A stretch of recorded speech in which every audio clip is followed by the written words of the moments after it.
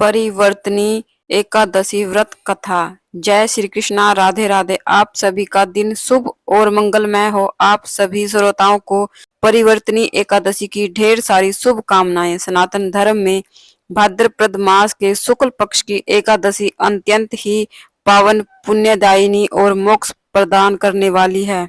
इस एकादशी को जल झूलनी ग्यारस, डोल ग्यारस के नाम से भी जाना जाता है और इसे वामन एकादशी भी कहा जाता है, क्योंकि इसी दिन क्षीर सागर में शेषनाग की सैया पर योग निद्रा में शयन कर रहे भगवान विष्णु करवट बदलते हैं और सृष्टि के संतुलन के लिए एक नए चरण की ओर अग्रसर होते हैं। यही कारण है कि इस एकादशी का नाम ही परिवर्तनी अर्थात करवट बदलने वाली एकादशी पड़ गया। इस दिन व्रत, उपवास, पूजन और दान करने से सहस्त्र अश्वमेध यज्ञ और 100 राजसूय यज्ञों के समान पुण्य प्राप्त होता है। इस व्रत की महिमा सुनना और इसका पालन करने से समस्त पाप नष्ट हो जाते हैं और भक्त को मोक्ष की प्राप्ति होती है। इस एकादशी को जल झूलनी और डोल ग्यारस भी कहते हैं। जल झूलनी एकादशी नाम इसलिए पड़ा क्योंकि इस दिन भगवान विष्णु या श्री कृष्ण की मूर्ति को झूले में बैठाकर शोभा यात्रा निकाली जाती है और मंदिरों तथा घरों में झूला उत्सव मनाया जाता है।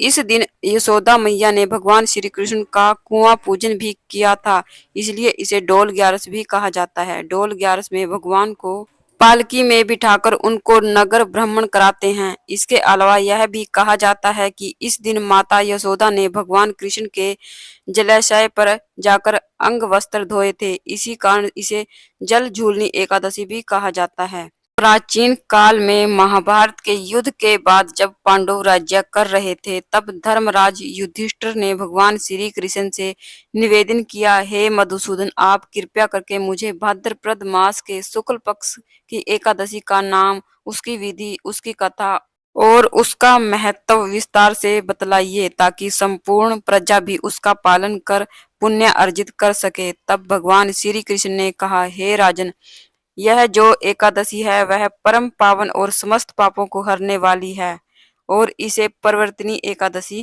कहते हैं, क्योंकि इसी दिन मैं योग निद्रा में करवट बदलता हूँ। देवता इस दिन उत्सव मनाते हैं तथा ऋषि मुनि व्रत करते हैं और इस व्रत को करने से मनुष्य जन्म मरण के चक्कर से छुटकर परम धाम को प्राप्त करता है। इसके बाद भगवान श्री कृष्ण ने कथा कहना आरंभ किया और युधिष्ठिर सहित सभी पांडव अत्यंत ध्यान पूर्वक कथा सुनने लगे। भगवान श्री कृष्ण बोले, हे राजन, त्रेता युग में एक महान प्रतापी, बलवान और धर्मात्मा राजा बलि हुआ करता था, जो महर्षि भृगु के वंश में उत्पन्न हुआ था। उसका नाम ही बलि पड़ा क्योंकि वह वरदान, बल, भक्ति और सत्य का मूर्तिमान स्वरूप था। राजा बलि ने अपने पराक्रम से तीनों लोकों पर अधिकार कर लिया था और वह भगवान विष्णु का परम भक्त था, किंतु उसकी शक्ति और यज्ञों के प्रभाव से देवता अत्यंत विचलित हो उठे। स्वर्गलोक खो बैठने पर वे सभी इंद्र के नेतृत्व में ब्रह्मा जी के पास गए और प्रार्थना करने लगे। ब्रह्मा जी ने देवताओं को लेकर भगवान विष्णु की शरण ली और कहा, हे जगत पालक, हे नारायण, असुर राज बलि दानवीर है, धर्मात्मा है, परंतु उसने अपने यज्ञों और पराक्रम से देवताओं का राज्य छीन लिया है। आप ही हमें इसका समाधान बताइए। भगवान विष्णु ने मुस्कुराते हुए कहा, हे देवताओं, बलि वास्तव में अत्यंत दानी और धर्मनिष्ठा है, इसलिए उसे छल या युद्ध से हराना उचित नहीं है। मैं वामन रूप में अवतार लेकर उससे दान में 3 पद भूमि मांगूंगा और इसी प्रकार उससे समस्त लोगों को पुनः प्राप्त कर तुम्हें प्रदान करूंगा। कुछ ही समय बाद भगवान विष्णु ने वामन अवतार लिया और महर्षि कश्यप तथा अदिति के पुत्र के रूप में प्रकट होकर बालक का रूप धारण किया। उनका कांति युक्त स्वरूप, करुणामयी नेत्र और तपस्वी का वेश देखकर लोग अभिभूत हो उठे।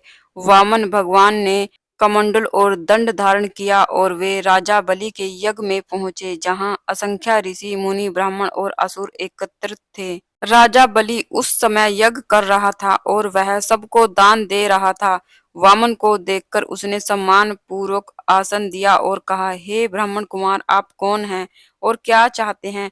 कृपया करके अपना परिचय दीजिए। मैं आपको यथाशक्ति दान देने के लिए तत्पर हूँ। भगवान वामन ने मधुर स्वर में कहा, हे दानवीर बलि, मैं एक ब्राह्मण बालक हूँ।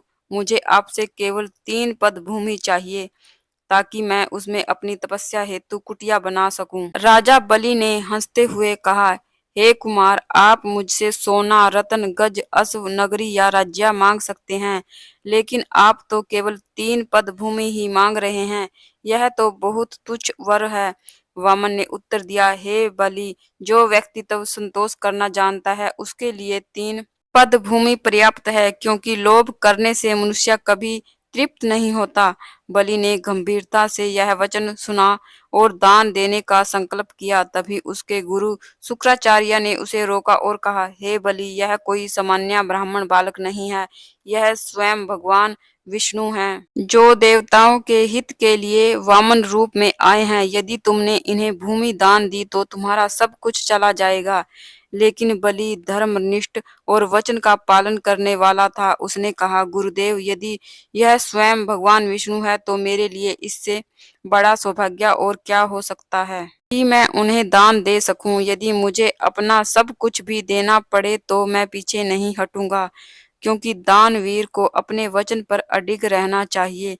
इतना कहकर बलि ने जल लेकर संकल्प किया और वामन भगवान को 3 पद भूमि दान में देने लगे। उसी क्षण वामन भगवान ने अपना विराट रूप धारण किया और उनका शरीर आकाश को छूने लगा। सूर्य और चंद्रमा उनके नेत्र, पर्वत उनके चरण, आकाश उनका सिर और दिशाएं उनकी भुजाओं के समान हो गई। उन्होंने एक पग में पूरी पृथ्वी नाप ली और दूसरे पद में समस्त आकाश और स्वर्गलोक को नाप लिया।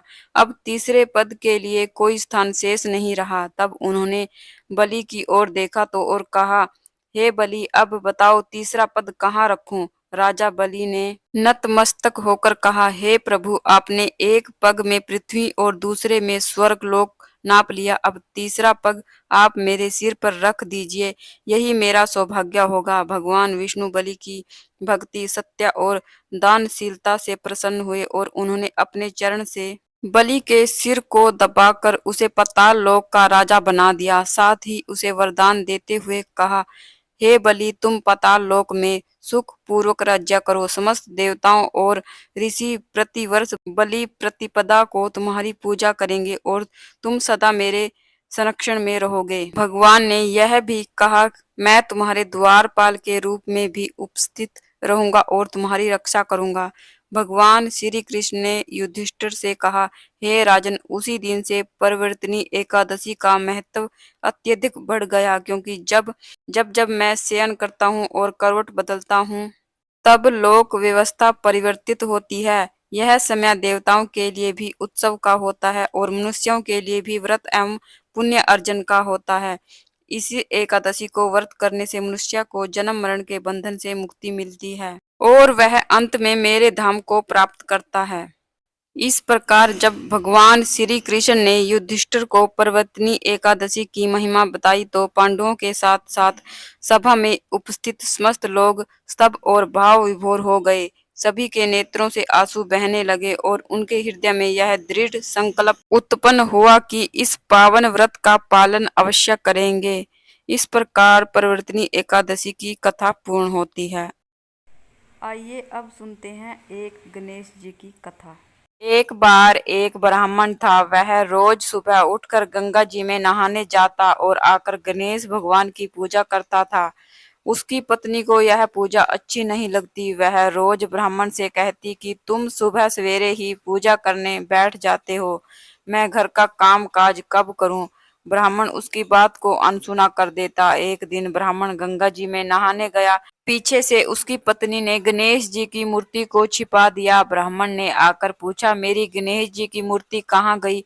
तब ब्राह्मणी ने कहा, मुझे नहीं पता कि आपकी मूर्ति कहाँ है। उस दिन ब्राह्मण ने खाना नहीं खाया और कहा, मैं तो गणेश भगवान की पूजा करके ही खाना खाऊंगा। ब्राह्मणी ने ब्राह्मण को बहुत समझाया कि खाना खा लो। ब्राह्मण ने खाना नहीं खाया और वह रोने लगा। दोनों को लड़ते झगड़ते देखकर गणेश जी की मूर्ति हंसने लगी। तब ब्राह्मणी ने गुस्से में आकर कहा, तुम्हारी मूर्ति वहां पड़ी है। मूर्ति के मिलने पर ब्राह्मण ने गणेश भगवान की पूजा की। प्रसन्न होकर गणेश भगवान बोले, मेरी सेवा करते करते तुम्हें बहुत दिन हो गए, जो चाहिए तुम मुझसे मांग लो। ब्राह्मण ने कहा, अन्न मांगू, धन मांगू, जितना दुनिया में है सुख सारा मांगू। तब गणेश जी ब्राह्मण को वरदान देते हुए वहां से अंतर्ध्यान हो गए। उसके बाद ब्राह्मण गणेश जी की मूर्ति को मंदिर में रखकर पूजा करने लगा। धन धान्य से भरपूर होने के कारण ब्राह्मणी के मन में लालच आ गया। वह भी गणेश भगवान की पूजा करने लगी। उसके बाद ब्राह्मणी ने ब्राह्मण से बोलकर गणेश जी की मूर्ति को घर में ही स्थापित करवा दिया और वह भी गणेश भगवान की पूजा करने लगी। इस प्रकार दोनों पति पत्नी बहुत प्रेम से गणेश भगवान की पूजा करने लगे। हे गणेश भगवान, जैसे आपने ब्राह्मण और ब्राह्मणी को दिया वैसा सबको देना। कहानी अधूरी हो तो पूरी करना, पूरी हो तो मान करना। बोलिए गणेश भगवान की जय। अगर आपको ऐसी ही रोचक कहानियां सुननी है तो मेरे चैनल को सब्सक्राइब करें और कमेंट में राधे राधे जरूर से लिखें।